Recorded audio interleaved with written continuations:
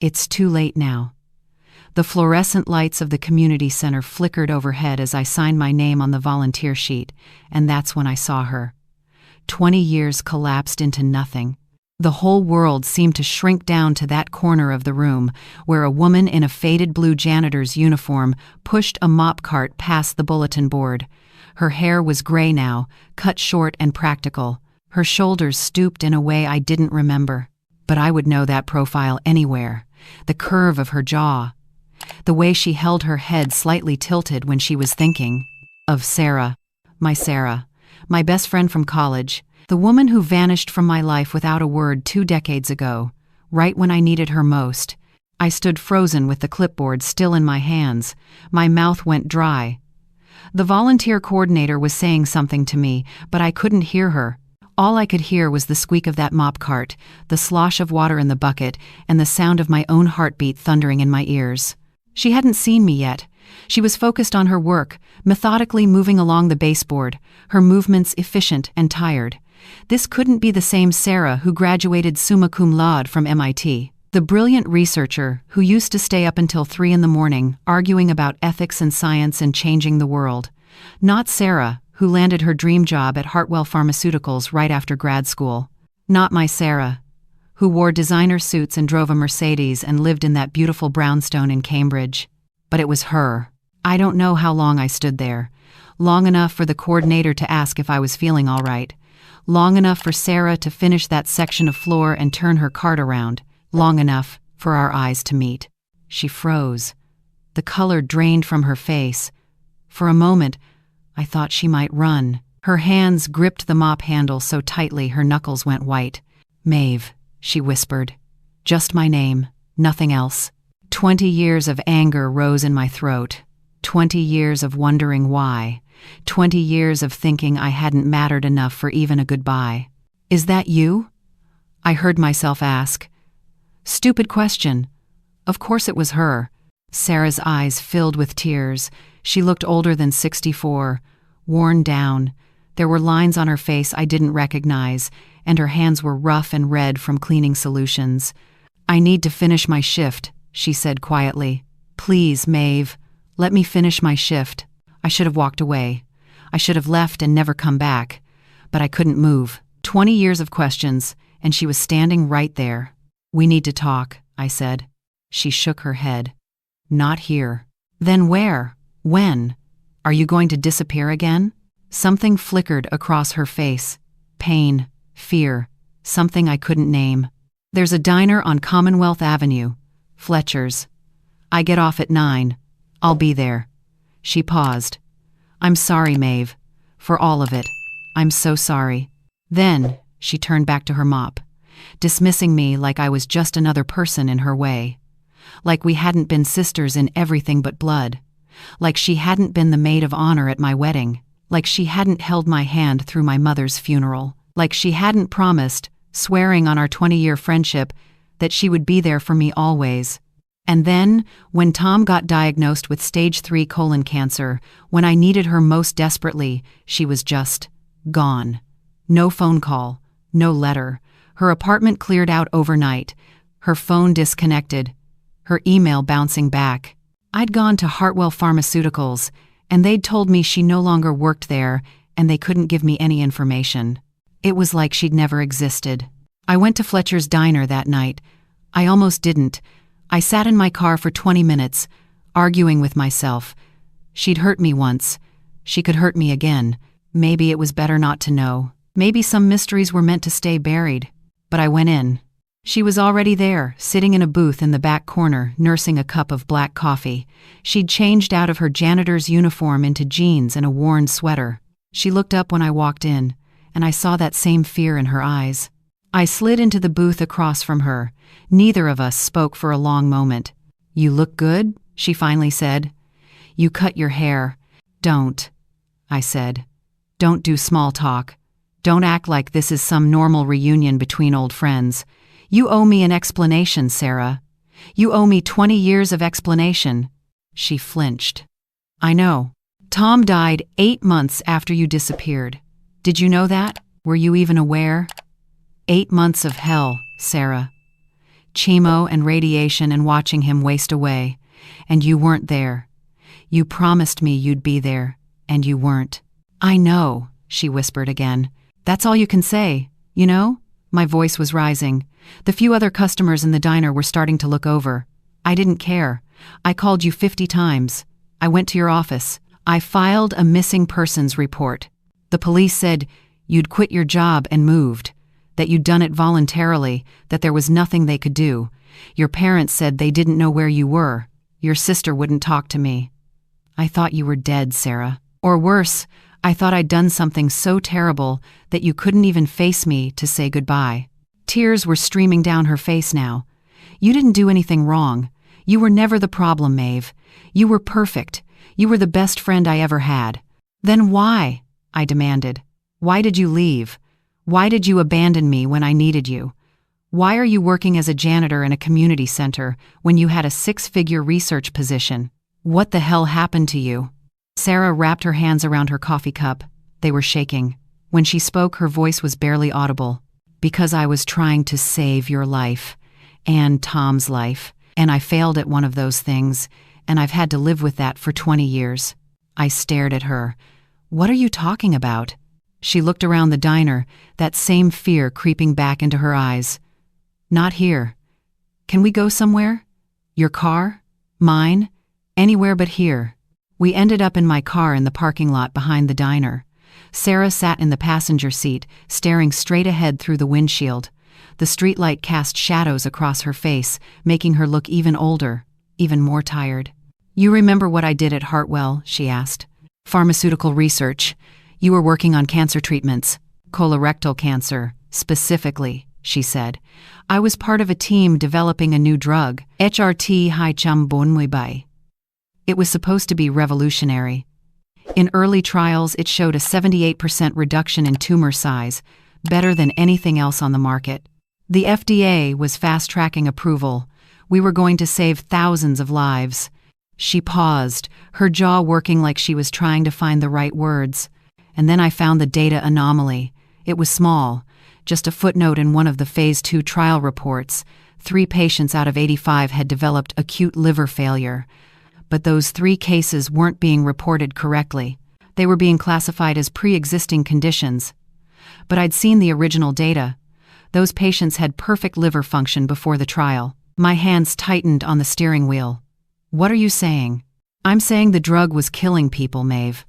Not everyone, not even most people, but 3% of patients experienced catastrophic liver failure within 6 months.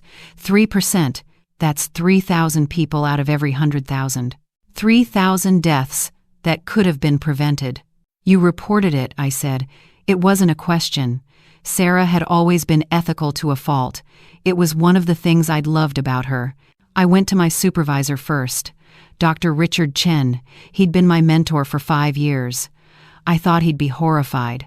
I thought we'd pull the trial immediately and figure out what was wrong. She laughed bitterly. I was so naive. He told me I was mistaken. He said I was reading the data wrong. He said the liver failures were coincidental, that all 3 patients had undisclosed risk factors. He told me to drop it. But you didn't. I couldn't. I kept digging. And I found more cases. They'd been hidden in the Phase 3 data too. 11 more patients, 14 total out of nearly 300 trial participants. Almost 5%. And Hartwell knew. The executives knew. Dr. Chen knew. They were burying the data because heartfelt represented a $2 billion investment. If the drug got pulled, the company would lose everything. Stock prices would crash, investors would pull out, hundreds of people would lose their jobs. So they chose profit over lives, I said flatly. They chose to believe their own spin. They convinced themselves that the benefits outweighed the risks, that 5% was acceptable if 95% of patients survived. They were going to release the drug with a warning about potential liver complications, but they weren't going to disclose the actual mortality rate. They were going to bury the real numbers and hope no one noticed. I felt sick, and you tried to stop them. I went to the FDA. I compiled all the data, all the evidence, everything I could find. I was going to blow the whistle. I was going to testify. I was going to make sure HRT Haichambonwe never made it to market. She turned to look at me, and her eyes were hollow. And then they came to see me. Who? Hartwell's legal team. And someone else.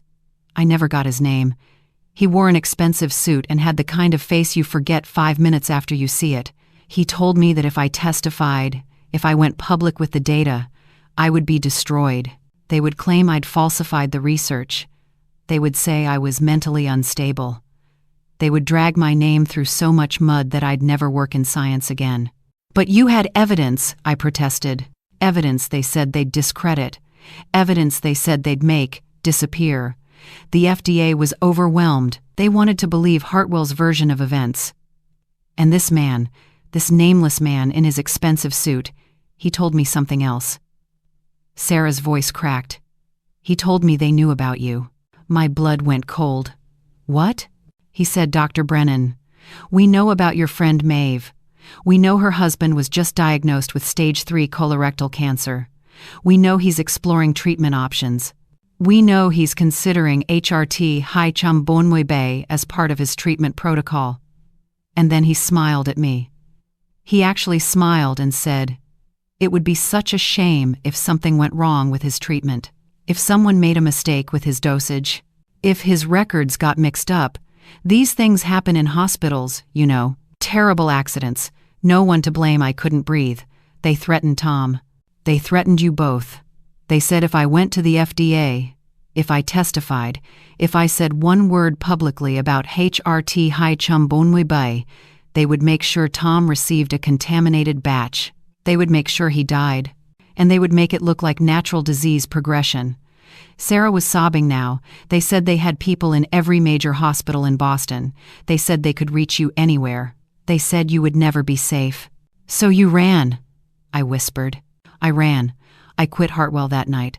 I cleared out my apartment in 3 hours. I destroyed my phone, closed my bank accounts, cut ties with everyone I knew. I had to disappear completely, Maeve. As long as I was gone, as long as they didn't see me as a threat, you were safe. Tom was safe. But Tom died anyway, I said. The words came out harsh, accusatory. I know. Fresh tears streamed down her face. I know, and I will carry that guilt until the day I die. But Maeve, listen to me. He didn't die from HRT Haichambonwe. I made sure of that. I broke into his doctor's office the week before I disappeared. I deleted HRT Haichambonwe from his list of potential treatments. I falsified notes saying he wasn't a good candidate for the trial. I sabotaged everything I could to make sure he wouldn't be prescribed that drug.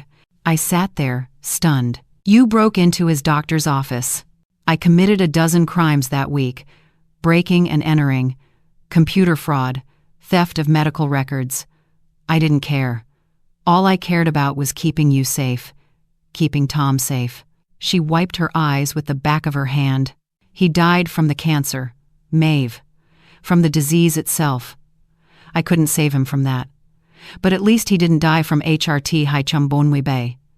At least he didn't die because of me. You should have told me, I said. My own voice sounded distant, unfamiliar. You should have trusted me. I wanted to. God, I wanted to so badly. But they were watching. I know they were. For the first few years, I'd see the same faces, at the grocery store, at the laundromat, people who were too interested in me, who were always nearby.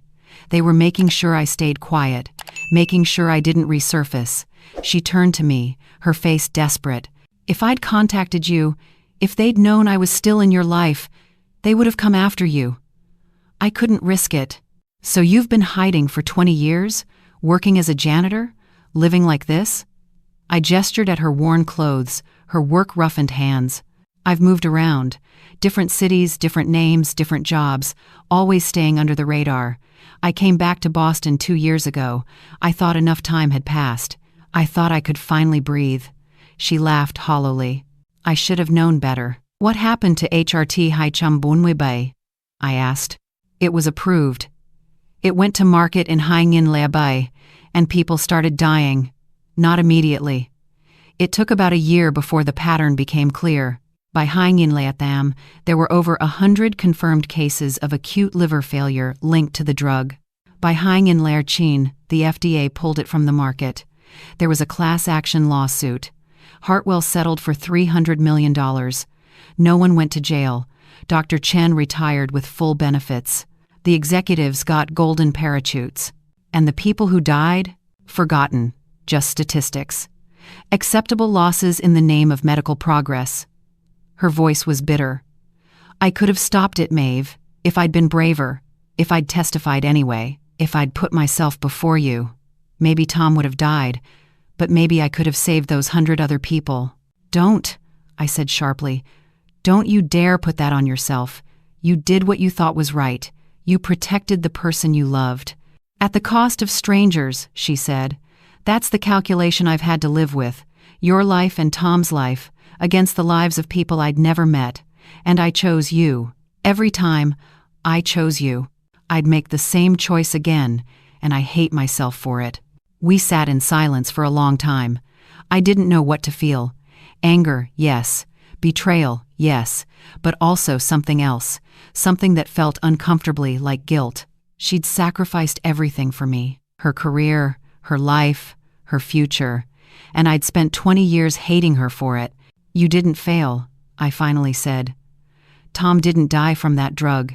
You made sure of that. You saved him from that particular death. The cancer took him anyway, but you gave him a chance. That's not failure, Sarah. That's love. She shook her head.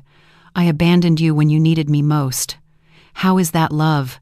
Because you thought it was the only way to keep me alive. Because you gave up everything for that. Because even now, even after all these years, you're still trying to protect me. I reached across the console and took her hand. It was cold and rough and unfamiliar, but it was still Sarah's hand. I'm not going to lie and say I understand. I'm not going to say I'm not angry. I'm furious. I'm devastated. I lost my best friend and my husband in the same year, and I've been alone for 20 years because of it. I know, she whispered. I'm sorry. I'm so sorry. But I also need you to know something. I squeezed her hand. What you did was insane and illegal and probably wrong on about 17 different levels. But it was also the most selfless thing anyone has ever done for me. You thought you were saving my life, and you gave up yours to do it. That's not something I can just dismiss. What are you saying? I'm saying I need time. I need to process this. I need to be angry and sad and confused. But I'm also saying that I don't want to lose you again. Not now that I've found you. I paused. Are you safe now? Are they still watching you? I don't think so. Hartwell Pharmaceuticals doesn't exist anymore.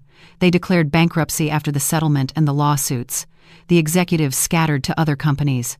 Dr. Chen died 3 years ago. Heart attack. No one's looking for me anymore. I'm just another invisible woman in her 60s. No one cares about whistleblowers after the case is settled. Good, I said. Then stop hiding. Stop punishing yourself. You don't have to live like this anymore. I don't know how to be anything else, she said. It's been 20 years, Maeve. I don't have a degree that matters anymore. My credentials are all under my real name, and I can't use that. I don't have savings. I don't have a career. I'm just a janitor who used to be somebody. Then maybe it's time to be somebody again. Maybe it's time to come back. She looked at me with something like hope in her eyes. You really mean that? I don't know yet, I admitted. Ask me again in a few weeks. But yeah, I think I do. I think I want my friend back. The real version, not the version I've been carrying around in my head for 20 years. We started meeting every week after that. At first, it was just coffee at Fletcher's Diner. Awkward conversations where we skirted around the big topics and stuck to safe ground. I told her about my daughter, Emma, who was now 35 and living in California. She told me about the different cities she'd lived in, the different names she'd used. We were like strangers, learning each other all over again. But slowly, gradually, the old Sarah started to emerge. The one who could make me laugh until I cried. The one who had opinions about everything and wasn't afraid to share them. The one who remembered all the inside jokes from college and could finish my sentences. 3 months later, she called me at 2 a.m. I knew immediately something was wrong. Maeve, she said. And her voice was strange, tight. I need you to come get me. I'm at Boston General. Emergency room. I was out of bed and dressed before she finished the sentence. What happened? Are you okay? Just come, please. I need to see you. She was in a bed in the corner of the ER when I arrived, hooked up to an IV. Her face was pale, almost gray. A doctor was reviewing her chart when I rushed in. Are you family? He asked. Yes, I lied without hesitation. I'm her sister. He looked at me seriously. Then you need to know. She's had a significant cardiac event. We're running more tests, but preliminary results show extensive damage. Her heart is functioning at about 40% capacity. My legs felt weak. What does that mean? It means she needs to be admitted. We need to do more comprehensive testing, determine the cause and extent of the damage. He glanced at Sarah. She was refusing treatment until you arrived. I walked to Sarah's bedside. She reached for my hand. I needed to see you first, she said quietly. Before anything else happens, I needed to tell you something. You can tell me later, after they run their tests. No. Her grip tightened. Now, because there might not be a later, and I need you to know. Don't talk like that. Maeve, please, just listen. She took a shaky breath. It wasn't just that one time I protected you. It wasn't just Tom and the drug trial. I've been watching over you for 20 years, from the shadows, making sure you were okay. I stared at her. What do you mean? Do you remember when Emma got that scholarship to Boston College? The one that covered her full tuition? Of course. It was a miracle. We couldn't have afforded college otherwise, not after Tom's medical bills. It wasn't a miracle. I knew someone on the scholarship committee. I sent them Emma's information. I made sure she was at the top of the list. My breath caught. Sarah. And when your car broke down that winter, and you couldn't afford to fix it, do you remember someone at the mechanic shop said there'd been a mix-up with the billing, that your repairs had already been paid for? That was you? I'd been saving. I didn't have much, but I had enough for that. And when your furnace died and the repair company told you they had a special running, a discount that covered almost everything, she smiled weakly. There was no special. I called them pretending to be your sister. I paid the difference. Tears were streaming down my face. Why didn't you tell me? Because you would have refused. Because you were struggling, and I was the reason you were alone. I couldn't give you back, Tom, but I could do this. I could make sure you and Emma were okay, even if you never knew it was me. How many times? I asked. How many times did you do this? I lost count. Whenever I could. Whenever I had a little money saved. Whenever I saw something you needed. She coughed, wincing.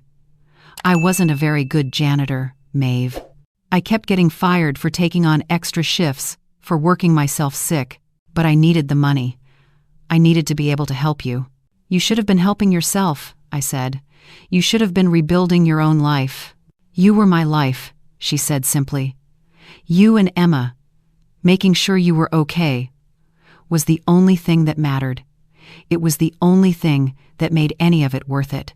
The doctor returned then with more nurses. They needed to take her for an MRI, more tests. I had to let go of her hand, had to step back and watch them wheel her away. She looked so small in that hospital bed, so fragile. They admitted her that night. The tests showed heart failure, advanced and irreversible. 20 years of stress and poor living conditions and overwork had taken their toll. They gave her 6 months, maybe a year, with aggressive treatment. She chose the treatment. Not for herself, she said, but because she wanted more time with me. Time to repair what had been broken. Time to be friends again. We had 8 months. 8 months of hospital visits and phone calls, and finally, honest conversations. We talked about everything. The good years before she disappeared. The terrible years after. The guilt we both carried. The what-ifs and the if-onlys. Emma came home to meet her. Sarah cried when she saw her. This beautiful woman who'd been just a teenager the last time they'd been in the same room. They talked for hours. Emma thanked her for the scholarship, for everything she'd done. Sarah just held her hand and said it was the least she could do. Near the end, when Sarah was in hospice and the morphine made her drift in and out, she told me one more thing. I kept the evidence. she whispered. "All these years. The data from Hartwell, the proof of what they did. It's in a safety deposit box. Bank of America on Boylston Street. Box 2847. The key is in my apartment, hidden in the freezer behind the ice trays." "Why?" I asked. "Why keep it all this time?" "Because I wanted someone to know. I wanted the truth to exist somewhere, even if it could never be told. And because I thought maybe, someday, when enough time had passed, when everyone responsible was dead or retired, maybe someone could use it. Maybe it could prevent this from happening again." "What do you want me to do with it?" She smiled faintly. "Whatever you think is right. That's the difference between you and me, Maeve. I always knew what was right, but I couldn't do it. You've always done what's right, even when it's hard. So I trust you. Whatever you decide, I trust you." She died 2 days later. I was holding her hand when she went. It was peaceful, quiet, nothing like the dramatic death scenes in movies. She just took a breath, and then she didn't take another one, and that was it. My best friend was gone. Again. This time, for real. I found the key exactly where she said it would be. The safety deposit box contained a flash drive and a thick folder of documents. 20 years of evidence. Names, dates, internal memos, test results. Everything needed to prove that Hartwell Pharmaceuticals had known HRT Hai-Chum-Bonwe-Bai was lethal and had released it anyway. I sat in that bank vault for 2 hours, reading through the files, thinking about what Sarah had said, thinking about what I should do. The statute of limitations had run out years ago. Everyone responsible was either dead or untouchable. Hartwell Pharmaceuticals was long gone. Releasing this information wouldn't bring anyone to justice. It wouldn't resurrect the people who died. It wouldn't give Sarah her life back. But it would tell her story. It would prove she'd been right. It would show the world what she'd sacrificed. And it would destroy the fragile peace I'd found. It would bring reporters and lawyers and questions. It would dredge up the worst years of my life. It would turn Sarah's death into a spectacle. I thought about the families who'd lost loved ones to HRT Hai-Chum-Bonwe-Bai. They deserved to know what I knew. They deserved to understand why their people had died. But I also thought about what Sarah had said. Some truths are meant to protect, not to be revealed. She'd kept this secret for 20 years to protect me. She'd given up everything for my safety. Could I honor that by exposing what she'd hidden? I put the flash drive and the documents back in the safety deposit box. I paid for another year of rental, and then I walked out of the bank and didn't look back. Maybe that makes me a coward. Maybe it makes me complicit. I don't know. I only know that Sarah gave her life to keep me safe, and I won't dishonor that by putting myself in danger now. The people who needed to be protected are either already dead or have moved beyond the reach of consequences. And maybe in the end, that's enough. Not justice, not vindication. Just the quiet knowledge that someone cared enough to sacrifice everything. That someone loved me enough to destroy themselves to keep me whole. I think about Sarah every day. I visit her grave every week. I tell her about Emma's life, about my grandchildren she never got to meet, about the small moments of joy and sadness that make up an ordinary life. The life she made possible. I don't know if I made the right choice. I don't know if Sarah would approve or if she'd be disappointed. But I know she trusted me to decide, and I did the best I could with an impossible situation. Some truths are meant to protect. Some secrets are worth keeping, and some friendships, no matter how broken, no matter how complicated, are worth preserving in memory exactly as they were. I seek silence now. I seek calm. I seek the kind of peace that comes from knowing someone loved you enough to disappear, and from loving them enough to let them stay gone. That's the truth that matters. Not the evidence in the safety deposit box, not the expose that will never be written. Just the simple truth that Sarah Brennan was my best friend, and she saved my life, and I will spend the rest of mine making sure her sacrifice meant something, even if no one else ever knows her name.